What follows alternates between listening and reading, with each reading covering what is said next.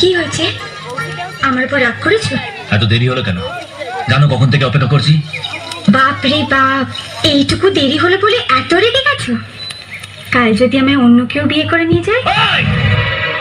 টুকরো টুকরো করে কেটে ফেলবো আর নিজেও মরে যাব, কিন্তু তোমাকে অন্য কারোর হতে দেব না আমি। এত ভালোবাসো আমাকে? হ্যাঁ, ভীষণ ভালোবাসি, ভীষণ ভালোবাসি তোমাকে। কারণ জীবনে যদি আমি কিছু পেয়ে থাকি সেটা হলো তোমার ভালোবাসা, আর সেই ভালোবাসাকে আমি কখনোই হারাতে চাই না। যদি এক মুহূর্তের জন্য তুমি আমার কাছ থেকে দূরে চলে যাও, তখন এখানে ভীষণ কষ্ট হয়। কেন হয় এই কষ্ট? ব্যাস,